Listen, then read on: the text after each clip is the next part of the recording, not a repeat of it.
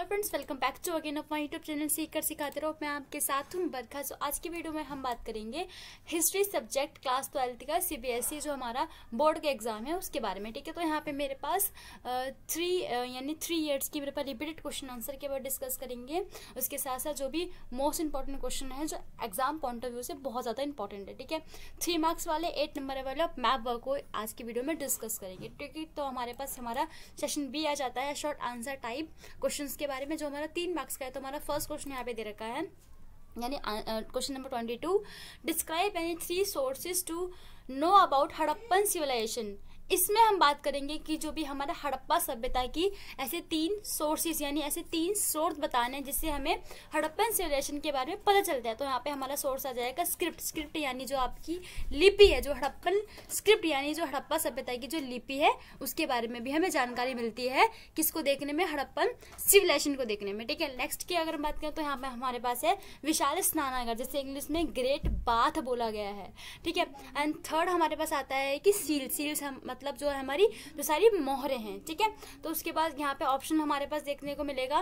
दूसरा question, describe any 3 features of Harappan drainage system. बहुत easy है और रिपीटेड एंड बहुत मोस्ट इंपॉर्टेंट क्वेश्चन है, रिपीटेड हमेशा होता है और इजी है। ठीक है, नेक्स्ट की हम बात करेंगे, ये भी again 23 question, Magadha was the most powerful mahajanapadas, examine the statement. यानी स्टेटमेंट को बताना है कि देखिए जो मगध जनपद था यानी महाजनपद था वो इतना पावरफुल क्यों था।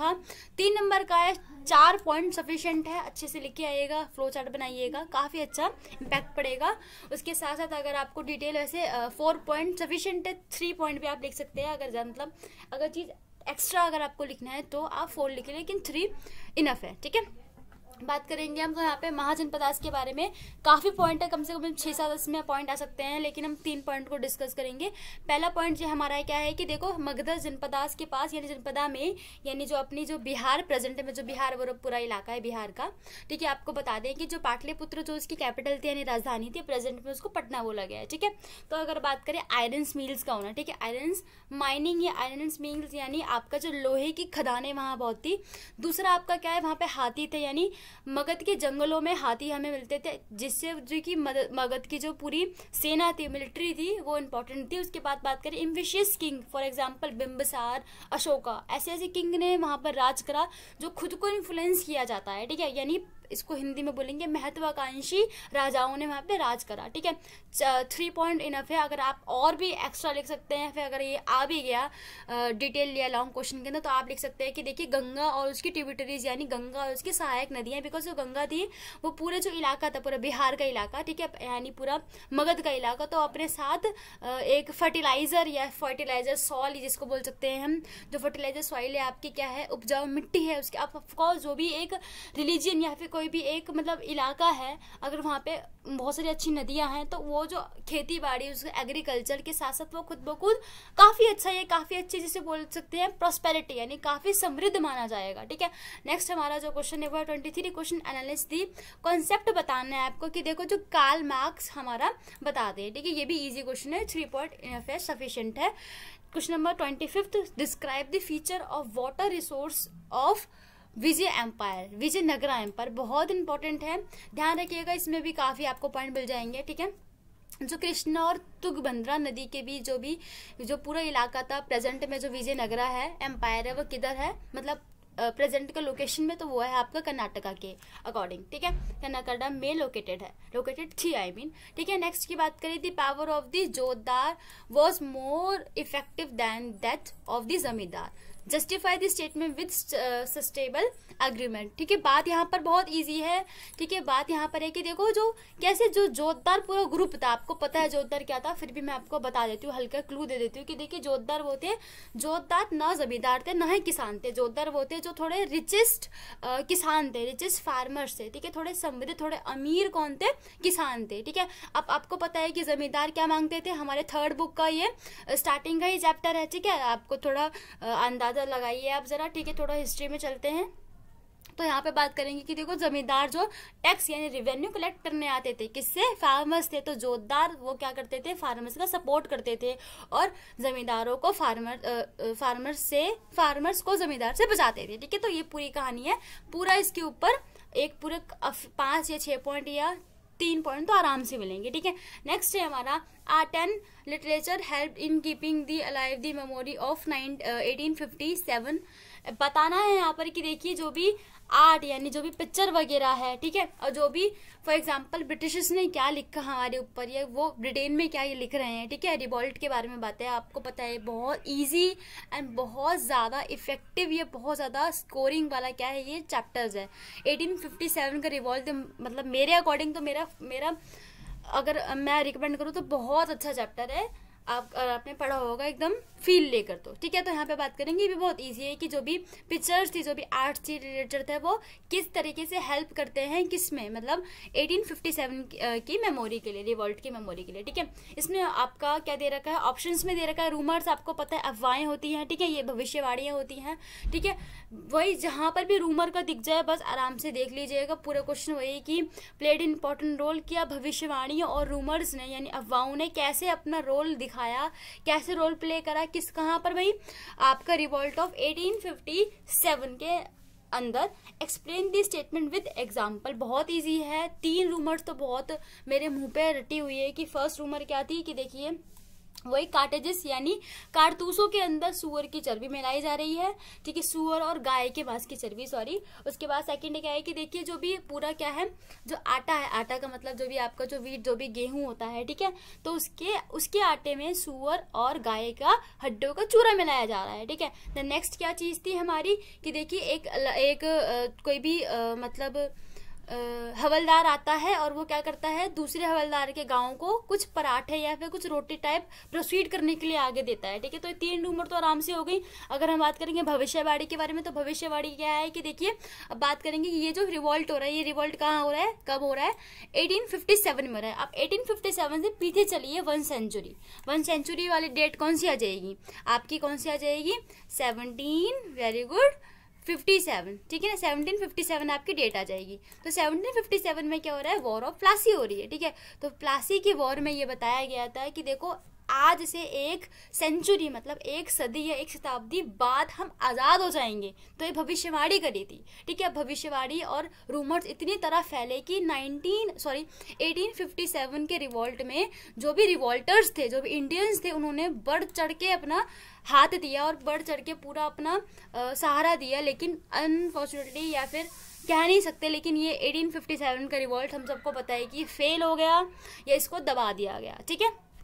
किसके थ्रू, हम सबको पता है ब्रिटिश कंपनी के थ्रू, ठीक है। अब उसके बात करेंगे हम क्या करेंगे, लॉन्ग क्वेश्चन आंसर की बात करते हैं, ठीक है। जो लॉन्ग क्वेश्चन आंसर टाइप है कितने नंबर के, हमारे 8 नंबर के, काफी इजी है। फिर मैं बताऊंगी अगर 8 नंबर नहीं याद हो रहे तो क्या करिए, 6 नंबर या 6 पॉइंट याद करिए, 6 का पूरा फ्लो चार्ट बनाइए। उसके साथ साथ क्या करिए, 2 पॉइंट के लिए क्या करेंगे, अगर 8 पॉइंट है तो वेल एंड गुड, अगर नहीं याद हो रहे या कुछ आपको प्रॉब्लम लग रही है तो क्या करिए, पहला इंट्रो 4-5 लाइन का और 4-5 लाइन का कंक्लूजन, ठीक है। 4-5 लाइन का इंट्रो, 4-5 लाइन का कंक्लूजन और 6 पॉइंट विद फ्लो चार्ट लिख के ले लीजिए। बहुत अच्छे 8 में से 7 या 7.5 नंबर तो आप गेन कर सकते हैं, ठीक है। हम बात करेंगे फर्स्ट क्वेश्चन के बारे में। अपना फ्लो चार्ट जरूर बनाइएगा। हमारे 3 क्वेश्चन है, क्या उनसे 8 नंबर वाले, जो भी आपके पास ऑप्शन आपको चॉइस मिलेगी, ठीक है। डिस्क्राइब दी, यहाँ पे बताना है कि देखिए फेमिलियर रिलेशनशिप बतानी है, ठीक है, महाभारत के टाइम पर एरा, बहुत इजी है। सेकंड क्या है इसका, डिस्क्राइब दी सोशल, यहाँ पे आपको बताना है कि देखिए जो महाभारत के टाइम पर जो भी सोशल, यहाँ पे आपके पास क्या जाएगा, 4 वर्णा आ जाएंगे, ठीक है। आपको पता है कि जो भी 4 वर्णा थे, पहला वर्णा क्या था हमारा ब्राह्मण, सेकंड वर्णा था हमारा क्षत्रिय, थर्ड वर्णा था हमारा वैश्य और फोर्थ वर्णा था हमारा शूद्र। आपको पता है कि डिटेलिंग है कि विष्णु जी के हेड से जिनकी उत्पत्ति हुई है वो हमारे ब्राह्मण है, विष्णु जी के हमारे शोल्डर से जिसकी उत्पत्ति हुई है वो हमारे क्षत्रिय यानी जो वॉर करते हैं। अब काम के अकॉर्डिंग चारों को बांटा गया है, ठीक है। विष्णु जी की कमर का जो इलाका है यानी जो कमर का जो पार्ट है वहां से वैश्य है। फॉर एग्जाम्पल हमारे जो भी ऐसे ट्रेडर्स, लुहार, कुमार, ठीक है, व्यापारी वगैरह, ठीक है, शिल्पकारी, तो वो यहाँ पे हुआ है। उसके बाद जो विष्णु जी के पैर यानी जो उनके पद यानी जो उनके फुट को ध्यान में रखते हैं यानी उत्पत्ति वहां से हुई वो हमारे शूद्रा, जिसको अपर तीनों को तो काफी अच्छा माना गया, लेकिन शूद्र को बहुत ज्यादा नीचा समझा गया, फिर नीचा मतलब बहुत निम्न समझा गया। ठीक है, तो वही चीज है, पूरा सोशल पूरा ये बताने हैं कि 4 वर्णा के डिटेल आपको बताना है। उसके बाद हम बात करें यहाँ पर क्वेश्चन नंबर 29 की, एनालिसिस द इम्पोर्टेंट। यहाँ पे आपको बताना आईन अकबरी के बारे में, ऐसे सोर्स है जो अकबर के काल को पूरा जो अकबर का टेन्योर है उसको दिखाता है। ठीक है, उसके बाद हम बात करें examine the way of panchayat and village, बहुत इजी है। पंचायत और जो विलेज के जो हेडमैन थे बहुत इंपॉर्टेंट है। ठीक है, मुगल सोसाइटी के बारे में बताया है, बहुत इजी है, काफी इसमें कंटेंट आपको मिल जाएगा। नेक्स्ट है हमारा last, explain the importance of non cooperation, बहुत बहुत बहुत इजी एंड बहुत इंपॉर्टेंट है। आप डिटेल लिखिएगा, फ्लो चार्ट बनाइएगा। इसके स्टार्टिंग होती है हमारा क्या 1999 के जलियांवाला बाग हत्याकांड से, उसके बाद पूरा डिटेल इसमें चलता है, क्या क्या होता है, बहिष्कार कर दिया जाता है विदेशी चीजों को। ठीक है, जो भी लोग होते हैं, फॉर एग्जाम्पल आपके जो भी टीचर्स होते हैं, व्यापारी होते हैं, बच्चे होते हैं, ठीक है, वो सब पूरा अपनी जॉब से छोड़ देते हैं, पूरा वकील जो होते हैं वो सब कुछ अपना छोड़ देते हैं कि वो लोग हड़ताल पे बैठ जाते हैं, दंगे करते हैं। ठीक है, लेकिन दंगे भी या फिर जो भी कॉपरेशन या मूवमेंट चला रहे हैं, ये भी ध्यान रखिएगा, ये जो मूवमेंट था इसकी एंडिंग भी कैसे होती है, इसको वापसी ले लिया आता है चोरा चोरी की इंसिडेंट्स के बारे में। ठीक है, चोरा चोरी या फिर जो भी इंसिडेंट्स थे जो गोरखपुर में हुआ था, पता होगा, जो भी मूवमेंट्स जो कर रहे थे यानी जो इंडियंस थे या जो रिवॉल्टर्स थे, उन्होंने क्या करा, इसको वायलेंस कर दिया। गांधी जी ने पहले बोला था कि देखिए जब हम नॉन कॉपरेशन स्टार्ट करेंगे तो आप ऐसा मूवमेंट करिए या फिर आप ऐसे साथ दीजिएगा मेरा कि ये जो मूवमेंट है ये क्या रहे, नॉन वायलेंस ही रहे, वायलेंस ना हो। ठीक है, लेकिन यहाँ पे क्या हो गया, जैसे हम लोगों ने, मतलब हम लोग कह रहे हैं, मतलब जैसे इंडियंस लोगों ने जाके गोरखपुर के अंदर क्या करा, पूरे एक पुलिस स्टेशन में आग लगा दी, जिसमें 30 या 32 जो भी पुलिस स्टेशन वाले जो भी पुलिस कर्मी थे वो लोग मारे गए। तो यहाँ पे तो वॉयलेंस हो गया, तो गांधी जी ने जल्दी से मूवमेंट वापसी ले लिया। ठीक है, तो ये पूरा है, इम्पैक्ट बताने क्या बताना है, इंपॉर्टेंस बतानी है, बहुत अच्छी है।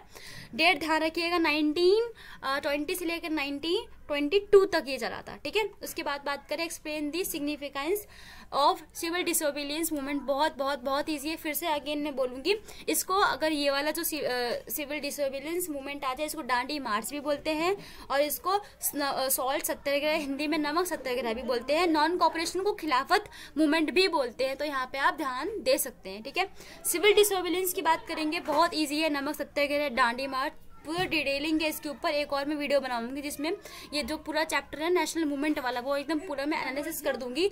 अगर जिन बच्चों ने बिल्कुल भी पढ़ाई नहीं करी है वो इनसे बहुत उसको हेल्प मिलेगी। ठीक है, टू द पॉइंट उसके आंसर भी मैं दूंगी। ठीक है, तो अभी कुछ देर में ही वो वीडियो भी पोस्ट होने वाली है। ठीक है, इसके बाद बात करेंगे सिविल डिसोबीडियंस के बारे में। तो सिविल डिसोबीडियंस कब हुआ था, 1930 में हुआ था, बहुत इजी है। वही है कि देखिए क्या है, अब ये बात ध्यान रखिएगा, ये बहुत इंपॉर्टेंट बातें हैं कि देखिए जो 26 जनवरी 1930 की जब बात करते हैं तो हमने यानी जो कांग्रेस पार्टी थी यानी गांधी जी और जो हमारे फ्रीडम फाइटर्स थे जवाहरलाल नेहरू जी, वो क्या करते हैं कि डिमांड ऑफ कंप्लीट स्वराज, ठीक है, यानी कंप्लीट इंडिपेंडेंस की बात करते हैं, इसको हिंदी में पूर्ण स्वराज बोला गया है कि पूर्ण स्वराज की मांग हमने 26 जनवरी 1930 को उठाई थी, ये बात ध्यान रखिएगा। उसके बाद क्या आता है, इसी को देखकर इसी दिन क्या होता है, हम ये इंडियंस लोग पूरे कांग्रेस के लोग, पूरे पार्टी के लोग या पूरे फ्रीडम फाइटर्स क्या करते हैं, इकट्ठे झंडे फहराते हैं। ठीक है, ये प्रेजेंट का झंडा नहीं है, झंडा हमारा बहुत बार बदल चुका है, कम से कम 10 या 12 बार। उसके बाद देशभक्ति गीत गाते हैं। ठीक है, देशभक्ति में नेशनल एंथम और नेशनल सॉन्ग नहीं आएगा, देशभक्ति लाइक हम जो भी देश के लिए गाते हैं। ठीक है, तो नेशनल एंथम अभी तक नहीं बना है, ना नेशनल सॉन्ग बना है, ये ध्यान रखिएगा। अब ये सब देख के क्या होता है कि जो भी कंपनी है वो क्या करती है, सॉल्ट लॉ बना देती है दो तरह से। पहले कि देखिए सॉल्ट का प्रोडक्शन बंद कर दो, जितना भी प्रोडक्शन या जितना भी सॉल्ट बन चुका है जो मार्केट में है उसको क्या करो, हाई प्राइसेस कर दो या टैक्स बढ़ा दो उसके। ठीक है, हाई रेट कर दो। इस चीज को देखते हुए गांधी जी ने ये पूरा बोला, पूरा कन्विंस करा कि देखो जो भी सॉल्ट है वो क्या है, बहुत इंपॉर्टेंट और जरूरी है, अनिवार्य चीज है जो हर घर में होनी चाहिए। रिक्वेस्ट ये करी। उसके बाद क्या है, 240 मील तक, 241 तक ये पूरी यात्रा चलती है, पूरी जर्नी स्टार्ट होती है। उसके साथ से इस जर्नी को पूरा टोटल टाइम जो हम देखते हैं वो क्या है, 24 डेज में पूरा कंप्लीट हुआ था। कमला देवी का भी एक बहुत बड़ा रोल है, बिकॉज उन कमला देवी ने इन्होंने विमेन्स को बहुत एनकरेज करा कि आइए आप पार्टिसिपेट करिए किसमें, सिविल डिसोबीडियंस में। ठीक है, तो ये पूरा कच्चा चिट्ठा है, तो मैं अभी नेक्स्ट वीडियो एक और डालूंगी, एक और पोस्ट करूंगी, तो वो उसमें पूरा डिटेल नेशनल मूवमेंट्स वाला डिटेल उसमें आपको मिल जाएगा काफी हद तक, काफी क्या पूरा चैप्टर मिलेगा। ठीक है, वो क्वेश्चन एक और आता है कि देखिए जो भी मिरेकल्स पावर है गांधी जी के बारे में, या मिरेकल्स पावर्स हैं जो गांधी जी को दिखाती है, तो ये स्टेटमेंट बताइए, वो भी बहुत अच्छा है, वो भी पूरा पॉइंट आंसर लेकर, तीनों मूवमेंट के बारे में इंपॉर्टेंट है। उसके साथ साथ क्या है ध्यान रखिएगा, 3 छोटे छोटे मूवमेंट और थे, ठीक है, जिसको सत्याग्रह मूवमेंट बोला गया। फॉर एग्जाम्पल आपका चंपारण मूवमेंट, फॉर एग्जाम्पल आपका खेड़ा मूवमेंट, फॉर एग्जाम्पल आपका अहमदाबाद मूवमेंट। ठीक है, तो ये कुछ कुछ है इंपॉर्टेंट, वो वहां पे देख सकते हैं। उसके बाद बात करेंगे मैप के बारे में, तो यहाँ पे मैप है। अब देखिए मैप में भी 2 पार्ट्स डिवाइड है। मैप में क्या है, पहले क्या है आपका अमरावती स्तूप। अब देखिए यहाँ पे देखिए ये जो 4 चीजें दे रखी है ना, जिसमें आपको 3 भरना है, एक आपको ऑप्शनल दे रखा है। ठीक है, ये 3 चीजें दे रखी है, ये 3 चीजें आपको खुद भरनी है, ये ध्यान रखिएगा। ठीक है, 3.34.2 के बारे में बात करें तो ये चीज से ए और बी खुद वो लोग दिखाएंगे। फॉर एग्जांपल इस तरीके से, ठीक है, कि ए में आप क्या करिए, लोकेटेड करिए खुद। ठीक है, तो ये आपको तीनों खुद भरने हैं, ये फिर से अगेन मैं बोल रही हूँ। और ये जो दूसरा वाला जो है, ठीक है, सेकंड वाला जो क्वेश्चन है, वो आपको खुद मतलब दे रखा है, आपको वो भरना है। तो यहाँ पे मतलब कितने हो गए, 5 नंबर का है ना मैप, तो पूरे 5 आपकी प्लेसेस हो गए। तो यहाँ पे फर्स्ट है अमरावती स्तूप, बहुत इंपॉर्टेंट है, रिपीटेड है, ध्यान रखिएगा। अमरावती स्तूप किधर है आपका, अमरावती स्तूप है भोपाल यानी एमपी के अंदर। ठीक है, राखीगढ़ी की बात करेंगे, जो साइड है क्या इंडस वैली साइड है, तो इधर क्या है राखीगढ़ी हरियाणा के अंदर यानी HR के अंदर। आगरा की बात करेंगे, Agra territory under the control of Mughal. Agra तो बहुत ईजी है, पता चल जाएगा, यूपी के अंदर है। ठीक है, तो आपको थोड़ा प्रैक्टिस करनी पड़ेगी। इंडिया का मैप लीजिए, अगर आपको 28 स्टेट याद है तो आप आराम से कर सकते हैं। हाँ, थोड़ा सा आपको जो जो चीजें इंपॉर्टेंट है, यूपी का थोड़ा देख लीजिए किधर है, पंजाब का देख लीजिए, ठीक है, वेस्ट बंगाल देख लीजिए और भोपाल देख लीजिए। ठीक है, तो ये कुछ कुछ चीजें आएंगी। उसके बाद हाँ थोड़ा एक और है कर्नाटका भी देख लीजिए। विजयनगर की बात करेंगे, Vijayanagar capital of Vijayanagar empire, तो यहाँ पे विजयनगर किधर है, प्रेजेंट में लोकेटेड है आपके कर्नाटका के अंदर। कर्नाटका ये रहा आपका, इधर है। ठीक है, ये रहा तमिलनाडु, ये रहा कर्नाटका आपका। ठीक है, उसके बाद बात करें, देखिए यहाँ पे सेकंड क्या दे रखा है कि देखो 2 प्लेसेस आपको बताने हैं जो मार्क कर रखे हैं ए और बी के अकॉर्डिंग, जो क्या दिखाते हैं, centre of the revolt of 1857, identify them and write there the correct names of the lines. ठीक है, नेयर दैम। अब ये क्या दे रखा है, ठीक है, ये आपका झांसी है, मैं आपको बता रही हूँ आंसर। देन सेकंड आपका कलकत्ता यानी जो वेस्ट बंगाल में। ठीक है, नेक्स्ट क्वेश्चन की बात करते हैं। क्वेश्चन है हमारे अगेन 3 नंबर वाले क्वेश्चन है, क्या है जो आपको क्वेश्चन है, explain the source use the historians of restriction के बारे में बताया गया कि देखिए मौर्य एम्पायर के कौन कौन से स्रोत दे रखे हैं। तो यहाँ पे 3 नंबर का क्वेश्चन है, मैं आपको 4-5 आपके बता देती हूँ सोर्स। पहले सोर्स क्या है, चाणक्य यानी कौटिल्य या फिर विष्णुगुप्त के द्वारा लिखी गई हमारा अर्थशास्त्र बुक। ठीक है, जिसको हिंदी में अर्थशास्त्र बोला गया, इंग्लिश में अर्थशास्त्र बोला गया। ठीक है, फर्स्ट हो गया। सेकंड है मैगस्टनीज के द्वारा लिखी गई एक बुक, कौन सी, हमारे इंडिका। थर्ड है हमारा जैनिज्म और हमारे बुद्धिज्म के कुछ लिटरेचर है। एंड फोर्थ है हमारा पौराणिक लिटरेचर। ठीक है, ये कुछ 4-5 हैं। उसके साथ साथ अगर आप स्कल्पचर्स यानी जो भी क्या मूर्तियां लिख सकते हैं, ठीक है, या फिर आप अभिलेख लिख सकते हैं, कुछ कुछ वो भी आप अपने ऐड कर सकते हैं, या फिर कुछ मुगल एम्पायर के भी आप देख सकते हैं। ठीक है, उसके बाद हम बात करें नेक्स्ट क्वेश्चन के बारे में। तो नेक्स्ट क्वेश्चन है हमारा क्या है, दी नोबिलिटी वॉज, यहाँ पे मुगल एम्पायर के बारे में बताना है कि देखिए मुगल एम्पायर में जो भी रूल हुआ था, ठीक है, तो ये नोबिलिटी को दिखाना है पूरा रिलीजियस बेस पे। ठीक है, वो सारे ग्रुप्स को इकट्ठे करके काम करते थे, वो पूरा बताना है। दी बैटल ऑफ बिटवीन दी, यहाँ पे अब ये आपको क्या बताना है कि देखिए यहाँ पे ध्यान रखिएगा, प्लॉ यानी आपका जो कुदाल और हल की लड़ाई बताया गया, वॉर के बारे में आपको पता है, यानी संथाल वर्सेस पहाड़िया या पहाड़िन्स के बारे में, यानी जो राजमहल की जो पहाड़ियां थी ना, 3rd बुक की बात हो रही है इधर, कि जैसे कंपनी ने संथाल लोगों को बुलाया और पहाड़िया लोगों को भगाया। ठीक है, तो वो पूरा वॉर है इधर 18th सेंचुरी का। ठीक है, बहुत इजी है, बहुत मतलब ये लॉन्ग क्वेश्चन दे रखे हैं, शॉर्ट में तो काफी इजी है। ठीक है, जहाँ पर भी क्योंकि लॉन्ग में ज्यादा पॉइंट होते हैं, शॉर्ट में कम पॉइंट होते हैं, तो काफी अच्छा। अगर आप लॉन्ग तैयार कर रहे हो ना, तो आपका शॉर्ट भी आराम से तैयार हो जाएगा, तो ये बात है। ठीक है, पढ़ के पूरा जाइएगा। उसके बाद क्या, रूमर्स फिर से आ गए। ठीक है, जहां पर भी रूमर्स आ जाए समझ जाइएगा आपको क्या क्या लिखना है। बात करेंगे लॉन्ग क्वेश्चन के बारे में।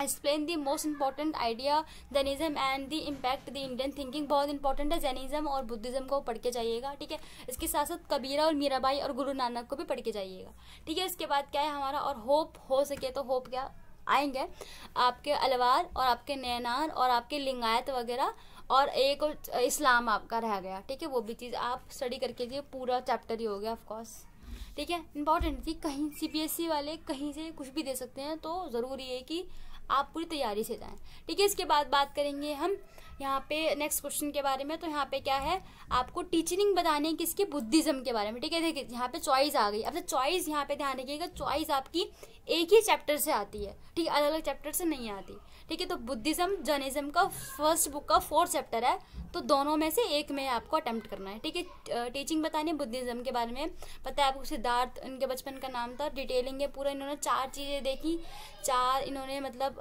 चीज़ें देखी कि देखो सब चीज़ में दुख दुख है, लेकिन एक 4th जो चीज़ थी वो थी क्या, देखो एक मोक्ष, यानी एक साधु महात्मा दिखाया गया जो कि पूरा खुश है, ठीक है। वो चीज़ को एक्सप्लेन करना है। फिर उन्होंने क्या क्या करा, स्तूपा का भी जो भी एक इस्टेब्लिशमेंट है, या फिर जो भी रिफॉर्म है, या फिर जो भी एक ओरिजिन है, वो स्तूपा का भी बुद्धिज्म से ही होता है, ठीक है।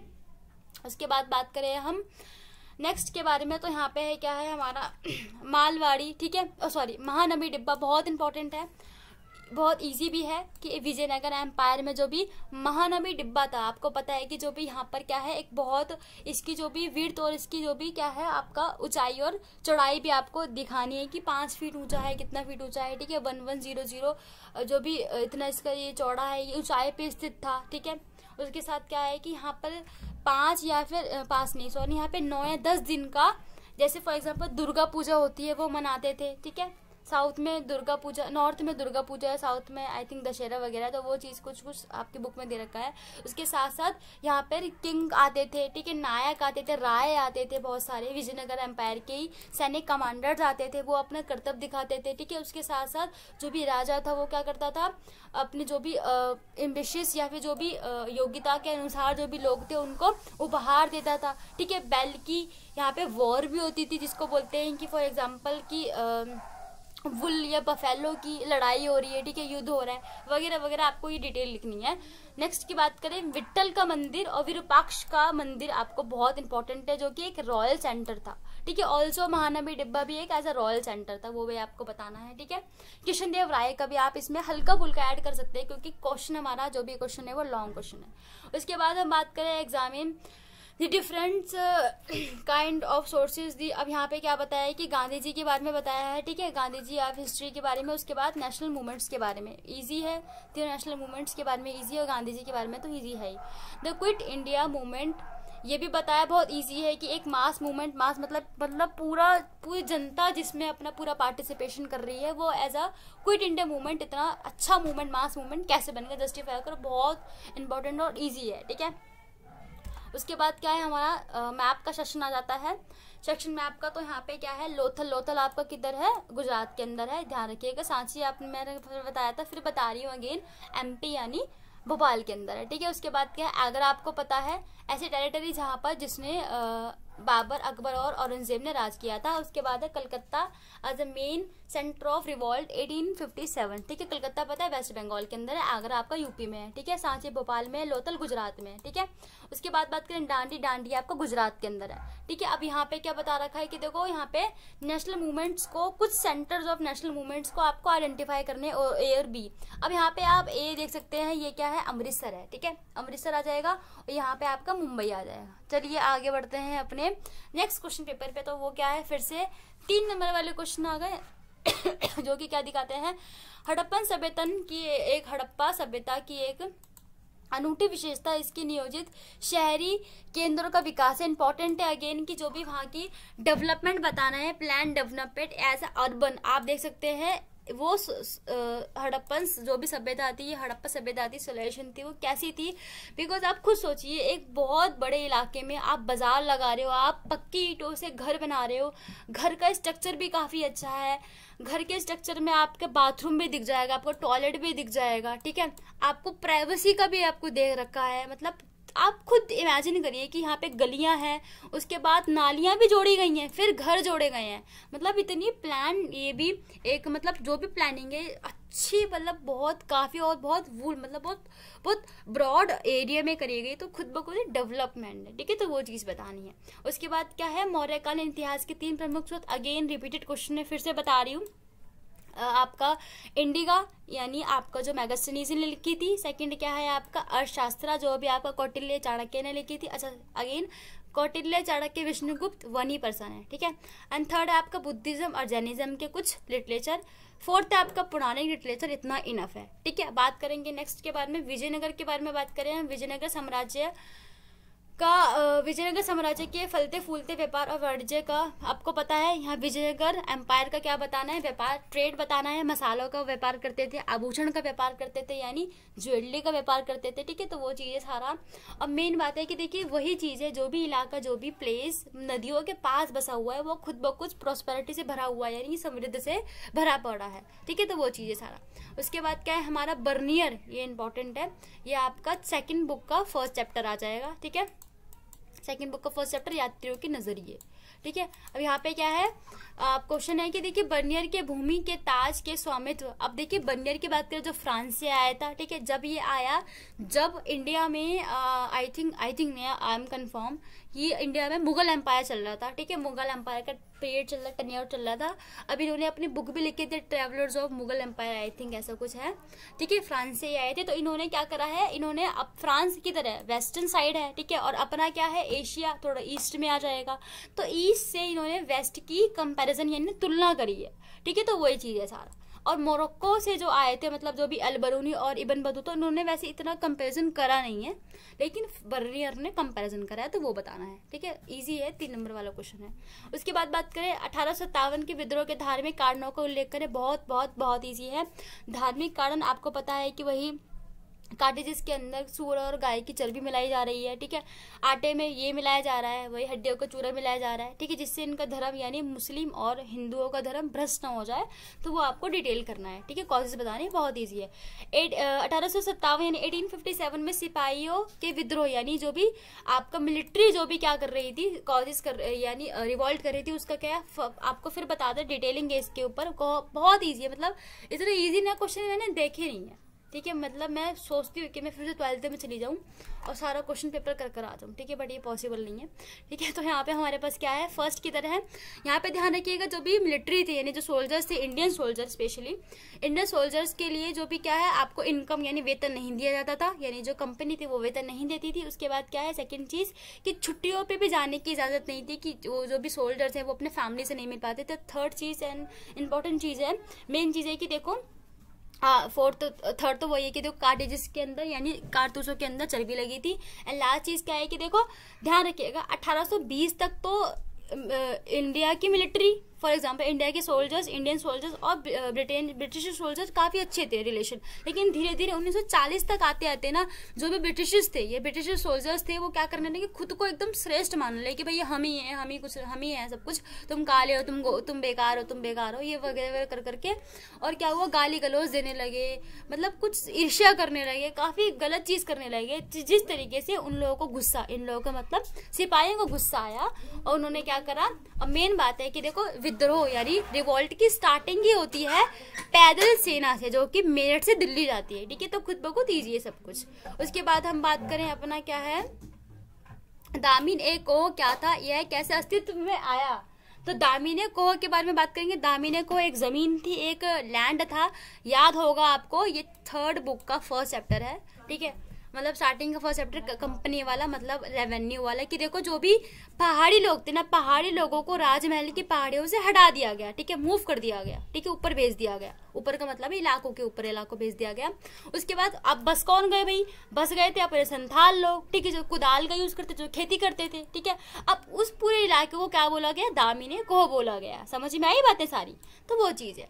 उसके बाद बात करें यात्रियों के दृष्टिकोण किस प्रकार इतिहास निर्माण में सहायता करते हैं। How does the point of view of travellers help in history के बारे में। अब यहाँ पे मेन बात है कि देखो भाई आप हिस्ट्री को कैसे बनाते हैं, मेन बात है यात्री भी हिस्ट्री को बनाते हैं। फॉर एग्जांपल इब्न बतूता के द्वारा लिखी गई, या फिर आपका मोरक्को से इब्न बतूता हो गए, फ्रांसवा बर्नियर हो गए और अल-बरूनी हो गए। इन्होंने जैसे रिहला लिखी, ठीक है, और किताबुल हिंद लिखी, या फिर जो भी सारी बुक्स लिखी हैं वो कैसे एक इतिहास बनाते हैं, ऑफ कोर्स बनाते हैं, ठीक है। फॉर एग्जांपल किसी ने हमारे दौलताबाद और हमारे दिल्ली के शहरों के बारे में लिखा है, किसी हमारे मतलब यात्री ने, किसी ट्रैवलर्स ने हमारे पान या फिर हमारे कोकोनट्स के बारे में लिखा है, ठीक है। तो वो सब चीज़ें क्या है, एक हमारा इतिहास बनाती हैं, ठीक है। तो इतिहास को बनाने के लिए बहुत इंपॉर्टेंट है, ठीक है, कंडक्ट करती है। तो वो जो भी चीज़ें इंपॉर्टेंट है, बात करेंगे हम लॉन्ग क्वेश्चन के बारे में जो कि हमारे 8 नंबर के हैं,